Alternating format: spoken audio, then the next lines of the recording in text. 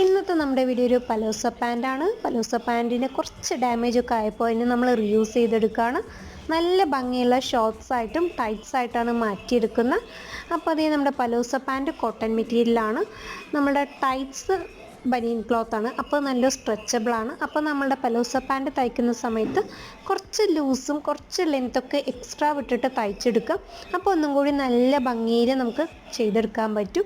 അപ്പോൾ നിങ്ങൾ സ്റ്റിച്ചിങ്ങൊക്കെ സ്റ്റാർട്ട് ചെയ്തിട്ടുണ്ടെങ്കിൽ പുതിയ ഐറ്റം തന്നെ നമുക്ക് വേണമെന്നില്ല. പഴയത് നമ്മൾ യൂസ് ചെയ്ത് പിന്നീട് നമുക്കത് യൂസ് ചെയ്യാൻ പറ്റാത്ത വരുന്ന സ്റ്റേജസിൽ അതിനെ റീക്രിയേറ്റ് ചെയ്തിട്ട് നമുക്ക് സ്റ്റിച്ചിങ് പഠിക്കാൻ പറ്റുന്നതാണ്.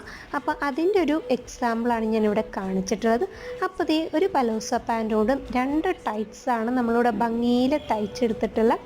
അപ്പോൾ ഇതുപോലെ എല്ലാവരും ഒന്ന് ട്രൈ ചെയ്ത് നോക്കണേ. ഇഷ്ടമായിട്ടുണ്ടെങ്കിൽ ലൈക്ക് ചെയ്യാനും സബ്സ്ക്രൈബ് ചെയ്യാനായിട്ടും മറന്നു പോകരുത് കേട്ടോ.